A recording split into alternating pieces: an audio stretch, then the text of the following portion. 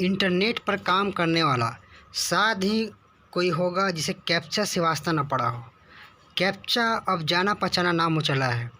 जब आप किसी कंप्यूटर सिस्टम पर जैसे कि किसी वेबसाइट पर लॉगिन करते हैं तो लॉगिन आईडी और पासवर्ड भरने के बाद आपको एक छोटी सी पहेली भी सुलझाने को मिलती है, जैसे कि आड़े तिरछे अंकों या अक्षरों को पहचान कर टाइप करने की पहेली, या फिर अंकगणित का छोटा सा जोड़ या घटाव का सवाल हल करने की पहेली।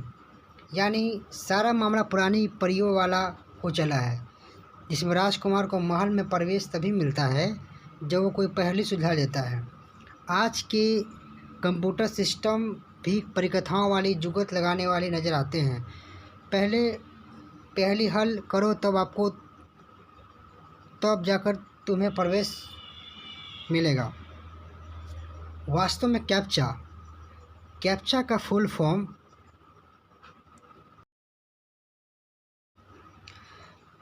Full form completely automated public tuning test to tell computer and human apart का संक्षिप्त रूप है। इसका हिंदी में तात्पर्य है कि जिसका तात्पर्य है एक ऐसा स्वचालित परीक्षण जिसको द्वारा यह सुनिश्चित किया जा सके कि सिस्टम पर कोई व्यक्ति ही लॉगिन कर सके, न कि मशीन। कैप्चा में ऐसी पहेली दी जाती है जिससे कोई इंसान ही हल कर सके, न कि कोई मशीन या कंप्यूटर सिस्टम। सूचना क्रांति के इस युग में सूचना तंत्र की सुरक्षा एक बड़ी चुनौती है। डाटा को सुरक्षित रखने, उससे अनधिकृत व्यक्ति तक पहुंचने से बचाने, उसमें अनधिकृत बदलाव होने देने से रोकने के लिए कई युक्तियां कंप्यूटर वैज्ञानिकों ने तैयार की, जैसे कि फायरवॉल, एंटीवायरस आदि। कैप्चा कंप्यूटरीकृत सूचना तंत्र की सुरक्षा की एक युक्ति है। यह युक्ति सुनिश्चित करती है कि कंप्यूटर सिस्टम का कोई मानव ही एक्सेस कर सके, न कि कोई मशीन। इस तरह अनधिकृत प्रवेश करने वाले मशीन को कंप्यूटर की भाषा में बोट कहा जाता है, जो रोबोट शब्द से लिया गया है। इन्हें भले ही मशीन कह ले, पर वास्तव में ये कंप्यूटर प्रोग्राम ही होते हैं जो अक्सर बदनीयत से तैयार किए जाते हैं। सवाल उठता है कि किसी कंप्यूटर तंत्र पे किसी मशीन का लॉगिन रोकना इतना ज़रूरी क्यों है। इसका जवाब है कि कंप्यूटर सिस्टम या सूचना तंत्र में मशीन का लॉगिन कर जाना बहुत ज़्यादा त्रासद स्थिति है। इस प्रकार का अनधिकृत लॉगिन उस तंत्र के डाटाबेस को नष्ट कर सकता है, उनमें बदलाव कर सकता है, या फिर उसके डाटा को चुरा सकता है। कंप्यूटर डाटा में से अनवारी की कितनी भी घटनाएं सामने आ चुकी है। इस तरह की घटनाओं की रोकथाम के लिए एक ज़रूरी कदम है कि किसी कंप्यूटर तंत्र में किसी मशीन को लॉगिन करने से रोक दिया जाता है। यही काम कैप्चा की मदद से किया जाता है। कैप्चा का इतिहास खासा दिलचस्प है। सबसे पहले हैकर ने इंटरनेट पर वार्तालाप करने के लिए कूट भाषा का प्रयोग शुरू किया। सुरक्षा बिंदुओं को ध्यान में रखते हुए उन्होंने शब्दों को समरूप चिन्हों में बदलना शुरू किया, जैसे कि हेलो के लिए उन्होंने 13 लिखा में बदलकर बातचीत शुरू की, ताकि उनका यह वार्तालाप ऑनलाइन फिल्टरों की पकड़ में ना आ सके। इंटरनेट पर संवाद के तंत्र जैसे इंटरनेट रिले चैट और बुलेटिन बोर्ड सिस्टम में इस तरह के कूट संवाद 80 के दशक में काफ़ी प्रचलित थे।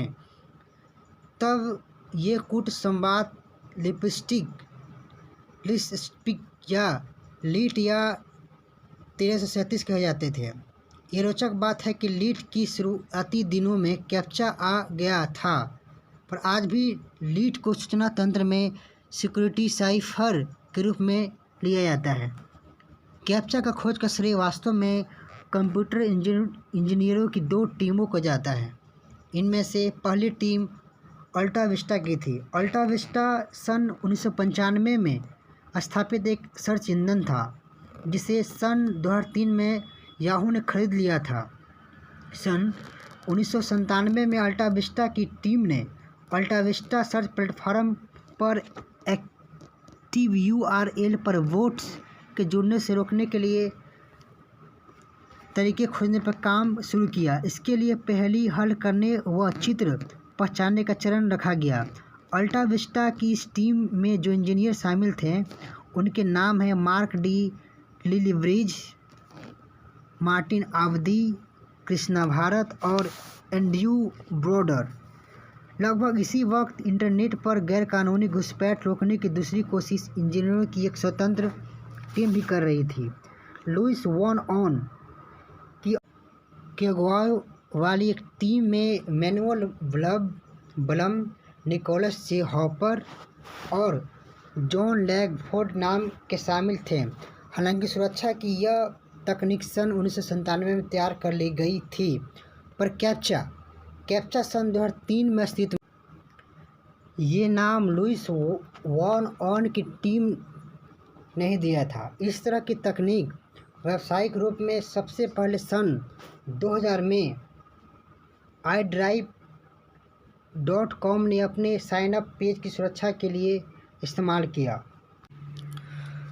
सन 2001 में पेमेंट सिस्टम पेपल ने भी इसका प्रयोग आरंभ किया। धीरे धीरे कैप्चा लोकप्रिय होता चला गया और आज ये सुरक्षित लॉगिन का अनिवार्य हिस्सा बन गया है। सन 2004 में गूगल एनालिसिस में यह पाया गया कि कृत्रिम बुद्धिमत्ता यानी आर्टिफिशियल इंटेलिजेंस की मदद से 99.8% तक की सटीकता का कैप्चा की पहेलियों से भेजा जा सकता है। यानी कि मशीनें मानव होने का ढोंग करके अनाधिकृत लॉगिन कर सकती है। इस खतरे को भांपकर गूगल ने नो कैप्चा रीकैप्चा इस तकनीक में एक अदृश्य एल्गोरिदम कंप्यूटर प्रयोगकर्ताओं के ऑनलाइन व्यवहार पर निगाह रखे रहता है, ताकि यह पता चल सके कि इंसान ही है, न कि कोई बोट। फिर एक चेक पॉइंट आता है जिससे उपयोगकर्ता को यह सिद्ध करना पड़ता है कि वह इंसान है, न कि मशीन। इसके लिए अक्सर उनके अक्षरों के बजाय चित्रों को पहचानने के लिए कहा जाता है। आपको भी इंटरनेट पर इस तकनीक की तहत कई बार अपने आप को इंसान साबित करना पड़ा होगा। आपको शायद पता भी न चले कि पर्दे के पीछे से एक एल्गोरिदम आप पर नज़र रख रहे हैं। इंटरनेट की दुनिया रंग बिरंगी है। इसमें अच्छाई के चटकीले रंग हैं तो बुराई के बदनुमा दाग भी हैं। कैप्चा इंटरनेट की बुराई से बचाने की कोशिश भर है। बुरे लोग इसका तोड़ निकालने की जुगत में लगे रहते हैं, पर कुल मिलाकर कैप्चा इंटरनेट पर सुरक्षा के एक मजबूत साधक बना हुआ है। मुझे विश्वास है कि आपको वीडियो पसंद आए होंगे। इसी तरह के वीडियो पसंद करने के लिए इस चैनल को लाइक, सब्सक्राइब और शेयर करते रहें। बहुत बहुत धन्यवाद।